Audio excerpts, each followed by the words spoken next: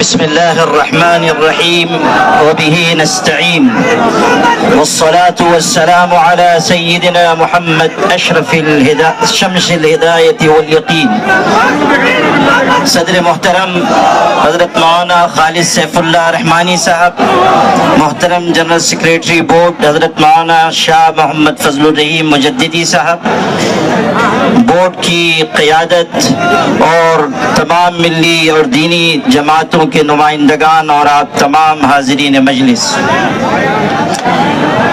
کہنے والے نے کہا تھا مسائل کیسے بھی ہوں تا قیامت رہ نہیں سکتے، یہ ظالم ظلم کی بن کر علامت رہ نہیں سکتے. جن کا عزم ہے کہ ہم کو چین سے جینے نہیں دیں گے، وہ جان لیں کہ خود بھی سلامت رہ نہیں سکتے. حضرات گرامی، ابھی ہمارے بہت سے فاضل مقررین نے یہاں گفتگو کی، اور یہ ہمارے لیے خوشی کی بات ہے کہ مختلف مذاہب کے نمائندگان نے بھی یہاں بات چیت کی.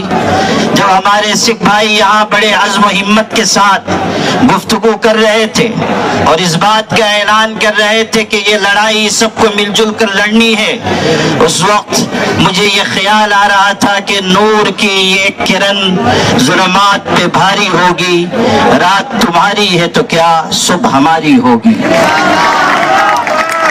میرے بھائیوں، اس دہلی نے بہت سے انقلابات دیکھے ہیں.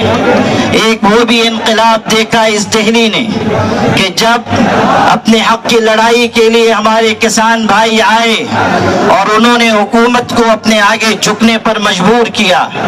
میں یہ بتانا چاہتا ہوں کہ ہمارے کسان بھائی روزی روٹی اور جان کے مسئلے کو لے کر آئے تھے. وقف کا معاملہ ہمارے ایمان کا مسئلہ ہے، اس لیے ہم کسی بھی قیمت پر اس میں حکومت کی مداخلت برداشت نہیں کریں گے.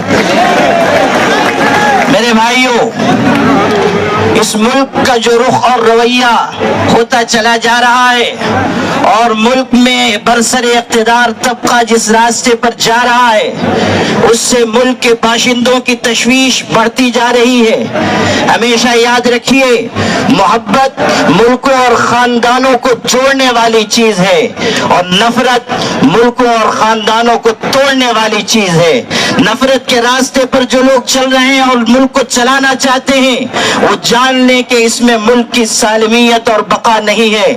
اگر ملک باقی رہے گا تو محبت کے ساتھ اور ایک دوسرے کی مدد اور تعاون کے ساتھ باقی رہے گا. یہی پیغام آل انڈیا مسلم پرسنل لا بورڈ کا ہے کہ ہم سب اس ملک میں متحد ہو کر محبتوں کے ساتھ جیتے رہیں.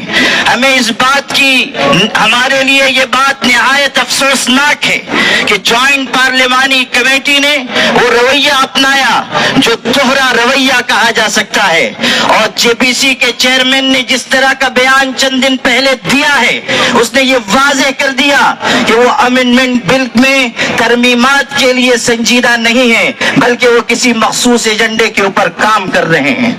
ہماری طرف سے یہ بات جب کہی گئی کہ ہم اس سلسلے میں آگے بڑھیں گے اور احتجاج ہو سکتا ہے، اور یہ بھی ممکن ہے کہ شاہین باغ کی طرز پر کوئی احتجاج کیا جائے، تو کہنے والے ایک شخص نے کہا کہ جلیان والا باغ کو نہیں بھولنا چاہیے.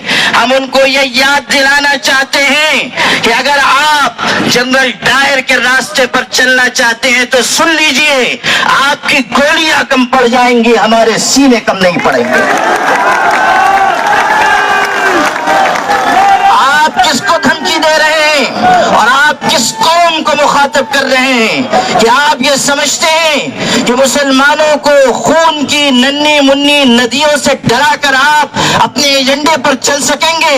سن لیجئے، ہم وہ ہیں کہ خون کے بحر قلزم سے گزر کر بھی داستان عزم و عزیمت لکھ کر آپ کو دکھا دیں گے. میرے بھائیوں، آج یہ بات کی جا رہی ہے کہ ہم جلیان والا باغ بنا دیں گے. उस वक्त क्या हुआ था मैं याद दिलाना चाहता हूँ। जब गोलियां चलाई गई तो वहां पर हिंदू भाइयों की, सिखों की, मुसलमानों की लाशें एक दूसरे के साथ मिली हुई पड़ी हुई थी। आज भी हम उसी रास्ते पर हैं और आप अगर अंग्रेज के रास्ते पर जाना चाहते हैं तो सुन लीजिए, अत्याचार करने वाले कभी इस दुनिया में आफियत के साथ जिंदगी नहीं गुजार सकते। अगर आप अंग्रेजों का रास्ता चुनना चाहते हैं तो समझ लीजिए कि आपका अंजाम भी वही होगा जो अंग्रेजों का अंजाम हुआ था। All India Muslim personal board इस मुल्क के मुसलमानों का सबसे मुत्तहिदा और मुश्तरका प्लेटफॉर्म है। अगर वो ये आवाज दे रहा है कि वक्फ तरमीमी बिल को वापस लिया जाए तो हुकूमत को इस बिल को वापस लेना चाहिए। ये मत समझिए कि सिर्फ चंद हजार मुसलमान जमा होंगे और बात मुकम्मल हो जाएगी। All India Muslim personal board आवाज देगा तो पूरे मुल्क के मुसलमान, बल्कि इंसाफ पसंद शहरी मुस्लिम पर्सनल बोर्ड की आवाज के साथ आवाज मिलाएंगे। इसलिए आप सब भी इस बात का हाथ उठाकर अज़्म कीजिए कि मुस्लिम पर्सनल बोर्ड जिस तहरीक का भी ऐलान करेगा आप सब उसका भरपूर तरीके से साथ देंगे। आप इस रोजे की हालत में इस बात का अज़्म कीजिए कि हम इंशाअल्लाह अपने हुकूक की जिद्दोजहद आखिरी सांस तक लड़ते रहेंगे, अपने हुकूक की लड़ाई आखिरी सांस तक लड़ते रहेंगे।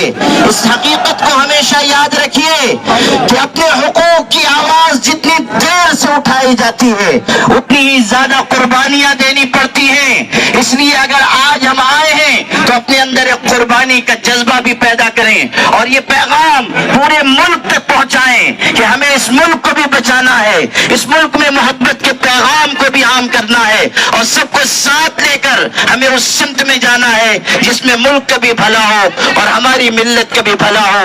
आपकी ये क़यादत जो यहाँ मौजूद है, अगर आप इसे बूढ़ी और बुज़दिल क़यादत समझते हैं तो सुन लीजिए, आज ये यहाँ बैठे हुए हैं, लेकिन कल अगर अल्लाह ने ऐसा मौका दिया कि हमें इस लड़ाई को आगे बढ़ाना पड़ा तो आप देखेंगे कि ये क़यादत कलम और कागज छोड़कर हथकड़ियों का भी इस्तक़बाल करेगी और अपने सीने खोल देगी और आपकी लड़ाई आखिरी सीढ़ी तक लड़ी जाएगी। इसीलिए मैं ये कहा करता हूँ अपनी क़यादत के बारे में कि ये अलग बात है कि चुपचाप खड़े रहते हैं, फिर भी जो लोग बड़े हैं बड़े रहते हैं। ऐसे दरवेशों से मिलता है हमारा शजरा जिनकी ठोकर में कई ताज पड़े रहते हैं। वाहिर दावाना